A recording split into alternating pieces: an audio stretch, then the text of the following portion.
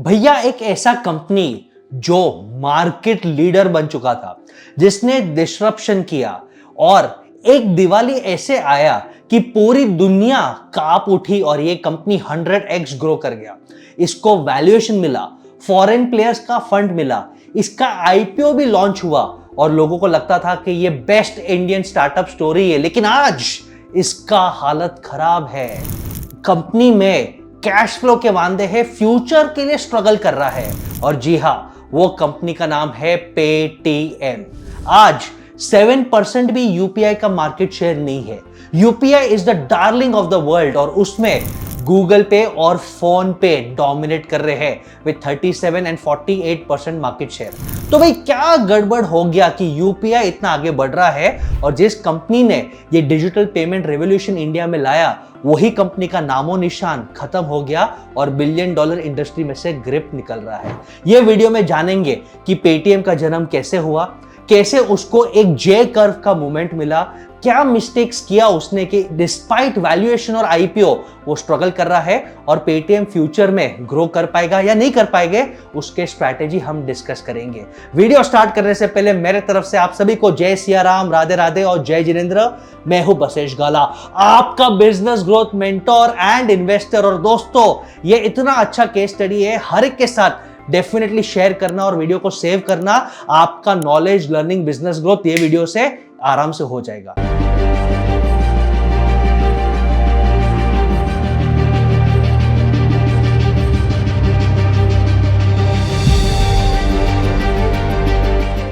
UPI market explode हो रहा है। इनफैक्ट ये पेमेंट मार्केट ऑलमोस्ट $1 ट्रिलियन 2030 तक हिट होगा। $1 ट्रिलियन और पेटीएम का नामो निशान नहीं है। इनफैक्ट पेटीएम की हालत इतनी खराब है कि वो कुछ अपने हिस्से बेच रहा है और अब वो यूएई, ब्राजील, सिंगापुर पे देख रहा है। लेकिन स्टार्ट करते हैं भाई पेटीएम का सबसे इंपॉर्टेंट कि पेटीएम का जन्म कैसे हुआ।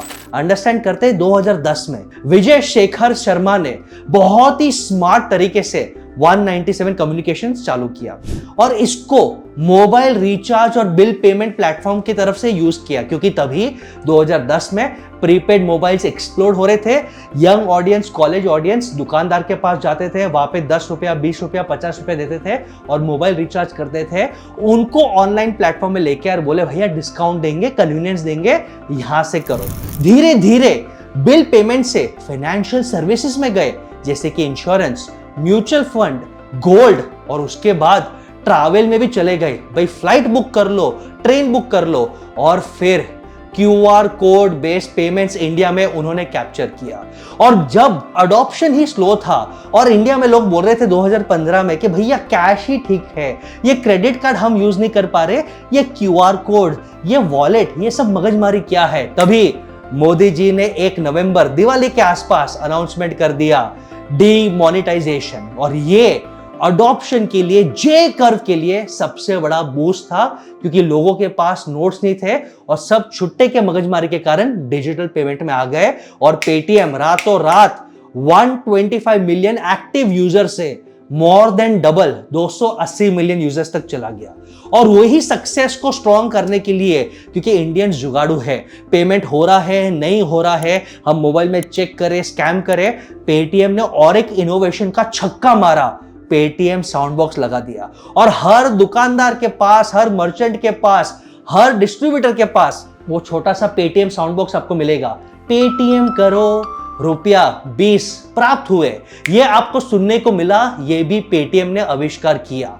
2021 में इसका सितारा टॉप पे था और 20 बिलियन के वैल्यूएशन पे उसने अपना आईपीओ लॉन्च किया। और यहां पे कहानी पे ट्विस्ट आता है। पहले ही जैसे आईपीओ लॉन्च होता है, 18,300 करोड़ का उसने फंड उठाया, पहले दिन पे 27% मार्केट क्रैश, 5 बिलियन खत्म वैल्यू। और रीजन, लोगों को लगा ये ओवर वैल्यूड है। स्टॉक प्राइस आया था 2150 पे। शायद फिर इन्फ्लुएंसर्स के जमाने में लोग ने स्टॉक तो ले लिया, लेकिन एनालिस्ट को लगा कि ओवर वैल्यूड है। डेब्यू हुआ 1950 पे, क्लोज हुआ 1560 पे। और लोगों को लगता था कि भाई इसका बिजनेस मॉडल कहां पे है, ये प्रॉफिट कैसे कमाएगा। और पेटीएम बनने चला था एक सुपर ऐप यानी ट्रेन भी मैं करूंगा, एयर फ्लाइट्स भी मैं करूंगा, मूवी के टिकट्स भी मैं निकालूंगा, गोल्ड भी, इंश्योरेंस भी, म्यूचुअल फंड भी, सभी चीज मैं करूंगा, तो भैया बिजनेस मॉडल कहां पे है? और यही टाइम पे इंडिया ने एक ऐसा रेवोल्यूशन इनोवेशन निकाला जिसे हम कहते हैं यूपीआई। और इंडियंस को ऑलरेडी वॉलेट का चस्का था, डिजिटल वॉलेट वो यूज कर रहे थे, और यूपीआई फ्री ऑफ कॉस्ट था। और यूपीआई में गूगल पे और फोन पे ने तहलका मचा दिया और मार्केट शेयर ग्रैब किया, डिस्काउंट्स देकर, वाउचर्स देकर, कूपन देकर, गेमिफिकेशन करके। और पेटीएम जिद पर ही कि नहीं मुझे सुपर ऐप बनना है, यूपीआई का गेम हार गया। वो जिद पे अड़ा रहा कि नहीं मेरा ही डिजिटल वॉलेट यूज करो। और फिर आरबीआई ने एक नोटिफिकेशन डाल दिया कि भाई वॉलेट सेफ नहीं है, सब यूपीआई पे चले जाओ। UPI bank to bank transfer है, ट्रांसपेरेंट है, कोई चार्जेस नहीं है, सिक्योर है। और यही टाइम पे धीरे धीरे 2022-23 आ रहा था, फॉरेन इन्वेस्टर्स कॉशियस हो गए थे। पूरे वर्ल्ड में स्टार्टअप इकोनॉमी स्लो हो रहा था, कोई एडिशनल फंड नहीं दे रहा था। सब बोल रहे थे प्रॉफिट और कैश फ्लो दिखाओ, तुम लिस्टेड हो। इनफैक्ट पेटीएम के जो माई बाप थे जैसे टाइगर फंड और सॉफ्ट बैंक, वो भी अपना हिस्सा निकाल के चल बसे कि भाई जितना कमा रहा था कमा लिया, इसमें अब फ्यूचर नहीं है। और अब last nail in the coffin 2024 में गवर्नमेंट से पंगा नहीं लेने का बॉस। गवर्नमेंट का अगर सटक गया तो तुम्हारी वाट लगा सकती है, और गवर्नमेंट ने यही किया। पेटीएम के पेमेंट बैंक एक सेपरेट कंपनी है जो डिपॉजिट लेता था, ट्रांजैक्शन प्रोसेस करता था, उसको एक ही लेटर में बंद करा दिया कि यू आर बैंड, 1 महीने का टाइम है, सब यूजर्स को रिफंड दे दो और आप अभी काम नहीं कर सकते। और कारण उनको बार बार वार्निंग दिया गया था कि जो पेटीएम होल्डिंग कंपनी है और पेटीएम पेमेंट्स बैंक है उसके बीच में ट्रांसपेरेंसी नहीं है, कुछ तो गड़बड़ है दया, कुछ तो गड़बड़ है। और गवर्नमेंट को इन्होंने इग्नोर किया।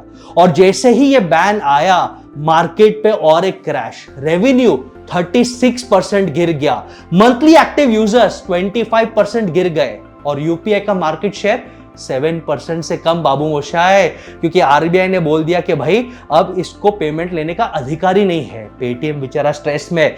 विजय शेखर साहब गए, निर्मला सीतारमन को अर्जेंटली मीट किया, मोदी जी को ट्वीट किया, लोगों ने भी ट्वीट किया, लेकिन आरबीआई ने बोला झुकेगा नहीं साला, no nonsense, compliance first, Indians की सेफ्टी फर्स्ट। और इसके बाद पेटीएम ने माफी मांगा, लेकिन उनके पास कोई चॉइस नहीं था। उनके पास अब वैल्यूएशन के पैसे नहीं आ रहे थे, स्टॉक मार्केट में लोग खड़े नहीं रह रहे थे, तो वहां से वो फंड उठा नहीं पा रहे थे। तो उनको क्या करना पड़ा? उनको उनके बेस्ट पार्ट्स काट के बेचने पड़े। पे करके जो उनका एक स्टेक था उन्होंने सॉफ्ट बैंक को बेच दिया फॉर ऑलमोस्ट $280 मिलियन कि उन्हें कैश फ्लो मिले, लिक्विडिटी मिले। और धीरे धीरे उन्होंने लॉसेस को 407 करोड़ से 2024-25 में 204 करोड़ पे लेके आए। ये Q3 का फिगर है, अभी भी लॉस में है, प्रॉफिटेबिलिटी का नामो निशान नहीं है। Tech based company Zomato profit दिखा रहा है, बट पेटीएम क्योंकि क्लियर स्ट्रैटेजिक फोकस नहीं था, प्रॉफिट नहीं दिखा पा रहा। अब बहुत हाथ पैर मारने के बाद, माफी मांगने के बाद, NPCI national payment council of India ने उन्हें अलाउ किया कि भाई न्यू यूपीआईजर्स ले लो, और अब वो केवाईसी कर रहे हैं और धीरे धीरे यूपीआई के रेस में आ रहे हैं। लेकिन टू लेट, अब वो बिजनेस मॉडल को पिवट कर रहे हैं, बोल रहे कि हम एआई ड्रिवन सॉल्यूशंस को यूज करेंगे और एआई को यूज करके टेक्नोलॉजी में ध्यान देंगे। पेटीएम इनसाइडर पे इवेंट के टिकट्स बेच रहे हैं, मूवी टिकट्स बेच रहे हैं, और अभी भी सुपर ऐप की लड़ाई लड़ रहे हैं। लेकिन इंडिया का मार्केट गया, वो भी रियलाइज करे कि बाबू मोशा इंडिया का मार्केट गया, तो इसलिए वो अब अग्रेसिवली पेमेंट मार्केट्स के लिए यूएई जा रहे हैं, जो दुनिया का स्टार्टअप कैपिटल वर्ल्ड है, सिंगापुर जा रहे हैं। और रिसेंटली 25% स्टेक एक बहुत ही छोटी कंपनी 7 टेक्नोलॉजी एलएलसी में लिया, जो ब्राजील के डाइनी की पेरेंट कंपनी है, फॉर $1 मिलियन। और ये कंपनी क्या करता है? ये फाइनेंशियल डिजिटल लेंडिंग और लोन्स देता है फॉर एमएसएमईज ऑफ ब्राजील। तो अब पेटीएम फिनटेक के एम्बिशंस करके Saudi Arabia, UAE, Singapore, south east Asia जा रहा है, जहां पे ग्रोथ है वहां पे फाइनेंशियल मार्केट और डिजिटल पेमेंट्स को कैप्चर करने का ट्राई करता है। आपको क्या लगता है, क्या पेटीएम ये एआई के रेस में जीत पाएगा? क्या ग्लोबली कुछ उखाड़ पाएगा? Let me know your thoughts. लेकिन ये वीडियो से हर एंटरप्रेन्योर को 5 बड़े लेसन्स मिलते हैं। Lesson number 1, first mover advantage is not necessary success, leading edge bleeding edge हो सकता है। पेटीएम ने जो मेहनत किया, जो फाउंडेशन बनाया, उनकी नजर हटी, कंप्लायंस में मिस्टेक किया, तो वो लड़खड़ा गए और गूगल पे और फोन पे ने मार्केट कैप्चर किया। यानी फर्स्ट मूवर एडवांटेज करने में खर्चा बहुत होता है और एक मिस्टेक करोगे तो नंबर 2 नंबर 3 आपसे आगे निकल जाएगा। सेकेंड सबसे इंपॉर्टेंट लर्निंग, भैया गवर्नमेंट से पंगा कभी मत लेना। गवर्नमेंट और कंप्लायंस की सटक गई तो अच्छे startup, foreign funded startup, IPO listed companies की बैंड बजा दी, तो आप कौन से खेत की मूली हो बाबू मोशे, सिस्टम में आ जाओ, कंप्लायंस से डरो, ट्रांसपेरेंसी रखो तो रात को अच्छे से सो पाएंगे। थर्ड लर्निंग, वैल्यूएशन सही रखो। ओवर वैल्यूड रहेंगे तो टेम्पररी फंड्स मिल जाएगा, लेकिन लॉन्ग टर्म इन्वेस्टर्स भी फटका मारेंगे और स्टॉक मार्केट भी फटका मारेंगे। चौथा, बिजनेस मॉडल पे ध्यान दो। फोन पे ने बोला कि भाई मुझे सिर्फ यूपीआई में रहना है, मार्केट बड़ा कर दिया और पेटीएम इधर उधर भाग रहा है और आज भी प्रॉफिट कमा नहीं पाया। एंड लास्ट केस स्टडी, हमेशा हाथ पैर मारते रहो। पेटीएम ने गिव अप नहीं किया, एनपीसीआई से माफी मांगा, यूएई जा रहा है, सिंगापुर जा रहा है, आज भी उम्मीद से लड़ रहा है। Entrepreneur should not give up. आपको ये बिजनेस केस स्टडी में सबसे अच्छा पॉइंट कौन सा लगा, कमेंट में जरूर बताना। मैं नेक्स्ट वीडियो किसके बारे में निकालूं वो भी सजेशन देना, और ये वीडियो सभी एंटरप्रेन्योर फ्रेंड्स के साथ जरूर शेयर करना। Love and blessings, I am Bashish gala.